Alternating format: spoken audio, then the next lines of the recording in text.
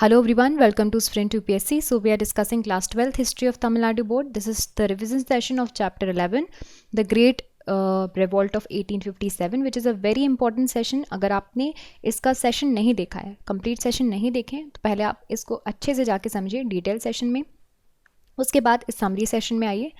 तो यहाँ पे हम रिवाइज करेंगे नेचर क्या था रिवॉल्ट का, क्या कॉजेज रहे हैं, बिगिनिंग कैसे हुई रिवॉल्ट की, एंड कॉजेज क्या रहे फेलियर के, फेल क्यों हुआ, और at the end of the day हमें क्या महत्व क्या था इसका, हमें क्या सिग्निफिकेंस दे के गया. तो देखो क्या हो रहा था, नेचर पहले समझते हैं. आप पहले ये समझ लीजिए ग्रेट रिवॉल्ट ऑफ 1857 एक इस तरह की सीपॉय म्यूटनी थी, इस तरह का रिवॉल्ट था जिसने हमारे जो इंडियन नेशनल स्ट्रगल, नेशनलिज्म, इन सारी चीज़ों को एक थ्रस्ट दिया, एक जन्म दिया. ठीक है, तो कुछ लोगों के हिसाब से कुछ लोग मानते हैं कि ये एक बिगनिंग थी, कुछ नहीं मानते हैं. सर जॉन लॉरेंस बोलते हैं कि जो रिवॉल्ट था वो सिर्फ और सिर्फ एक मिलिट्री आउटब्रेक था और कोई कॉन्स्पिरेसी नहीं थी इनकी कि ब्रिटिशर्स को देश से निकाल दें. ऑन द अदर हैंड 1857 अगर हम वीर सावरकर की लैंग्वेज में बोलें तो वो इसको बोलते हैं फर्स्ट वॉर ऑफ इंडिपेंडेंस. तो देखते हैं, समझते हैं कि किस तरह से वॉर था. पहले कॉजेज़ समझते हैं, क्या रीजंस थे इस वॉर के. पॉलिटिकल कॉजेज़ ये थे कि देखो क्या हुआ, ब्रिटिश गवर्नमेंट थी वो बहुत सी तरह से नए तरह के अपने रूल्स निकाल रही थी जो कि इंडियन पॉपुलेशन को पसंद नहीं आ रहे थे. पहला और मोस्ट इम्पॉर्टेंट रूल है डॉक्ट्रिन ऑफ लैप्स. तो डॉक्ट्रिन ऑफ लैप्स की पॉलिसी हम डिटेल में समझ चुके हैं. क्या था इसके अंदर कि अगर कोई भी मेल हायर नहीं हुआ आपकी टेरिटरी का, आपके राज्य का, तो वो टेरिटरी ये लैप्स हो जाएगी, ब्रिटिश गवर्नमेंट के अंदर आ जाएगी.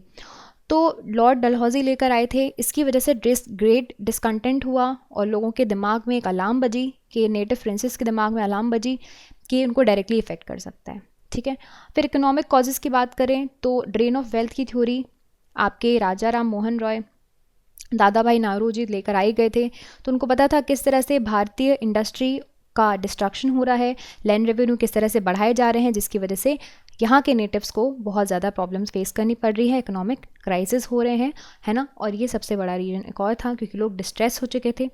फिर उसके बाद अगर हम बात करें ये दो रीजंस के बाद सोशल कॉजेज़ आते हैं. सोशल कॉजेज़ यानी कि पहली बात तो इनडिस्क्रिमिनेशन हो रहा था, जो भी इंग्लिश मैन थे वो हमारे जो भारतीय हैं उनके खिलाफ असॉल्ट कर रहे थे, इनडिस्क्रिमिनेशन कर रहे थे, है ना. और इसी की वजह से आपको देखने मिलेगा कि एक जनरल अलार्म बज गया था हिंदू और मुस्लिम्स के बीच में कि ये जो क्रिश्चियन मिशनरीज़ हैं वो भी आ रहे थे.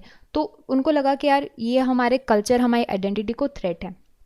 मिलिट्री कॉजेज सबसे इंपॉर्टेंट है, जो बेसिकली इसको सीपॉय म्यूटनी भी बोला जाता है. तो जो इंडियन सिपॉयज थे जो कि ब्रिटिश इंडियन आर्मी में काम कर रहे थे, उनमें बहुत ज़्यादा रिसेंटमेंट आ गया था क्योंकि एक तो पहले सैलरी नहीं है, पुअर पर्सपेक्ट हैं, पुअर प्रमोशंस हैं, क्योंकि as compared to the British army people इनको किसी हर तरह से डिस्क्रिमिनेट किया जा रहा था. और ऊपर से फॉरेन अलाउंस भत्ता वगैरह भी ये फॉरेन टेरिटरीज़ में अगर ये सर्व करते थे तो एबलिश कर दिया गया था. फिर उसके बाद बिगिनिंग कैसे हुई, तो स्पार्क हुआ कहाँ से, सीपॉय म्यूटनी से, यानी कि ग्रीस कार्टिएजेस से. सो एक्चुअली क्या था ना, इन्होंने एनफील्ड राइफल का इंट्रोडक्शन किया था ब्रिटिशर्स ने. तो जो कार्टिएज था that had to be bitten off before loading into the gun. तो ये जो कार्टिएज था वो ग्रीस कार्टिएज था, या तो पिग फैट से या फिर काउ फैट से बना हुआ था. तो हिंदू मुस्लिम दोनों के सेंटिमेंट्स बहुत ज़्यादा हर्ट हो गए. उनको लगा इनका कल्चर फिर से क्या होगा, खतरे में आ गया. तो इसकी वजह से ये रिलीजियस एंड कल्चरल आइडेंटिटी शायद डिस्ट्रॉय करने की कोशिश कर रहे हैं. इस रीज़न की वजह से ये रिवॉल्ट करना शुरू कर दिए. मंगल पांडे का रिवॉल्ट सबसे इंपॉर्टेंट है. उन्होंने मना कर दिया ये ग्रीस कार्टेज को यूज़ करना और सिंगल हैंडेडली अटैक कर दिया उसके ऑफिसर्स पे और मार दिया. मंगल पांडे को फिर हैंग कर दिया गया था. फिर इसके बाद चेन ऑफ रिएक्शन शुरू हो गए. दिल्ली, फिर ये रिबेलियस सोल्जर्स थे वो बोल रहे थे चलो दिल्ली चलते हैं. और फिर उन्होंने ये जो वहाँ पर है, वहाँ पे जो राज है मुग़ल एम्पायर फिर से इस्टेब्लिश करने की बात कर दी. सून ये जो म्यूटनर्स हैं उन्होंने कहा कि जो नॉमिनल किंग है बहादुर शाह टू, उनको मुग़ल डायनेस्टी का एम्परर बना दिया और एम्परर ऑफ इंडिया घोषित कर दिया. अब रीजन वाइज समझते हैं कि रिवॉल्ट कैसे चल रहा था. दिल्ली में जो लीडरशिप थी वो बहादुर शाह के हाथ में थी, बट रियल कंट्रोल आपके भक्त खान के हाथ में था. दिल्ली के जो एम्परर थे बहादुर शाह, उनको अरेस्ट कर लिया गया, डिपोर्ट कर दिया गया फिर रंगून में, और फिर वो उनकी वहाँ पे मृत्यु हो गई थी. कानपुर में क्या चल रहा था, तो कानपुर में नाना साहब के अंदर था और उनके जो अडॉप्टेड सन थे बाजीराव टू, उनके हाथ में था, बट कानपुर को फिर रिकैप्चर कर लिया ब्रिटिश कमांडर ने और यहाँ पर भी रिवॉल्ट यहाँ पे इस तरह से ख़त्म हो गया। लखनऊ की बात करें तो प्रिंसिपल पर्सन जो कि रिस्पॉन्सिबल है लखनऊ रिवॉल्ट का that is the Begum of Awadh. पर फाइनली ब्रिटिश के फोर्सेस ने यहाँ पर भी सप्रेस कर दिया रिवॉल्ट। झांसी की रानी का जो केस है और एपिसोड है आप सभी जानते हैं, तो यहाँ पे सबसे मेजर इशू था डॉक्ट्रिन ऑफ लैप्स का ही। तो आप जानते हैं ये विडोड क्वीन थी गंगाराव राव की, और फिर इन्होंने हीरोइक रोल प्ले किया है इस पूरे रिवॉल्ट में। झांसी की रानी she actually died with the soldiers death, और फिर तात्या टोपे जो इनको हेल्प कर रहे थे उनको भी कैप्चर कर लिया गया, और फिर कानपुर का भी यहाँ पे मासकर के बाद यहाँ पे भी उसको हरा दिया गया था। बिहार की बात करें तो Kunwar Singh who was a very ruined and discontent zamindar of Jagdishpur near Awadh, वो चीफ ऑर्गेनाइजर था बिहार का। कुंवर सिंह ने भी काफ़ी अच्छी लड़ाई लड़ी एंड अल्टीमेटली 1857 का जो रिवॉल्ट है यहीं पर ही यहाँ पर ब्रिटिश की हिस्ट्री विक्ट्री के साथ ख़त्म हो गया। और द वॉइसराय कैनन जो थे उन्होंने बोला कि अब पूरे देश में पीस हो चुका है। ये हो गए आपके कोर्स ऑफ वॉर।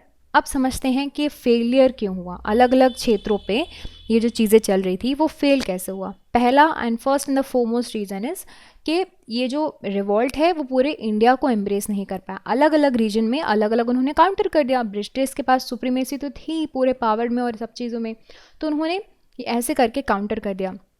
फिर बहुत सारे डिफरेंट सेक्शंस हैं जैसे कि money lenders, merchants, modern Indian educated people, वो इस रिवॉल्ट के ख़िलाफ़ हो गए थे। तो एक सेक्शन ऑफ सोसाइटी अगर नहीं होगा, तो अगर सबका साथ नहीं होगा तो कैसे चलेगा। फिर इंटेलेक्चुअल मूवमेंट्स का भी there was a lot of serious interest by them. फिर उसके बाद जो ब्रिटिशर्स थे वो फार सुपीरियर थे, हमारे यहाँ के रिबेल्स थे, रिसोर्सेज में वह फार सुपीरियर थे, उनके पास काफ़ी अच्छी टेक्नोलॉजी, अच्छे वेपन, सब कुछ अच्छा था, तो उस कारण से वो आगे बढ़ गए। बट ये रिवॉल्ट फेल तो ज़रूर हुआ, बट इसने बहुत सारी चीज़ें हमारे पास छोड़ दी थी और इसका बहुत ज़्यादा सिग्निफिकेंस है। क्या क्या सिग्निफिकेंस है, तो देखो ऑल्दो ये जो रिवॉल्ट है वो कम्प्लीटली सप्रेस कर दिया गया, बट इसने एक शेक कर दिया था that foundation of the British rule in India. तो इसकी वजह से बहुत ही पॉपुलर कैरेक्टर मिल गया इस वॉर को, और सारे सेक्शन थे जो थे भारत की सोसाइटी से वो समझ चुके थे कि हाँ हमें अब आगे जाके आज नहीं तो कल इनसे तो लड़ना है। और इसके वजह से भी एक और रीज़न है, हिंदू मुस्लिम यूनिटी भी भारत में आ चुकी थी। बट अगर हम बात करें तो एक नया एरा भी शुरू हो चुका था 1857 के रिवॉल्ट के बाद। एक आप अगर हिस्ट्री की बात करें भारत की हिस्ट्री, तो 1857 के बाद एक कम्प्लीटली नया एरा स्टार्ट हो जाता है, और अब यहाँ से आपकी ब्रिटिश की पैरामाउंसी स्टार्ट हो जाएगी, क्योंकि ब्रिटिश अब क्या लेंगे 1858 का एक्ट, और इस एक्ट के अंदर वो भारत की टेरिटरी को अपने अंदर ले लेंगे। अब तक कंपनी के अंदर चल रहा था, लेकिन अब ब्रिटेन वहाँ से हमारी टेरिटरी को इस तरह से रूल करेगा। तो ये था पूरा आपका ग्रेट रिवॉल्ट ऑफ 1857, जिसमें हमने इस सेशन में रिवाइज़ किया है, बट आप इसको कंप्लीट सेशन को जाके देख सकते हैं एंड पढ़ सकते हैं। आई होप आपको ये सेशन में समझ में आया हो, and if you like this video you can subscribe to the YouTube channel for more videos और updates, and also you can download the Sprint UPSC app to practice book chapter and topic wise. Remember candidates, just reading books and watching videos are not going to help you out unless you practice thoroughly. So identify your mistakes and work to improve your performance, and Sprint UPSC is the perfect app to do all of this. अगर आपको video पसंद आया हो तो हमारे YouTube channel को subscribe कीजिए और वीडियोज़ एंड अपडेट्स के लिए साथ ही साथ डाउनलोड कीजिए Sprint UPSC ऐप। यहाँ पर आप अपनी books chapter and topic wise practice कर सकते हैं। देखिए, सिर्फ बुक पढ़ने से और वीडियोस देखने से तो मदद नहीं मिलेगी जब तक आप अच्छे से प्रैक्टिस नहीं करोगे। तो अपनी मिस्टेक्स को जानिए, परफॉर्मेंस को इंप्रूव कीजिए, और स्प्रिंट यूपीएससी इसके लिए परफेक्ट ऐप है। I will see you soon in the next video. Thank you very very much.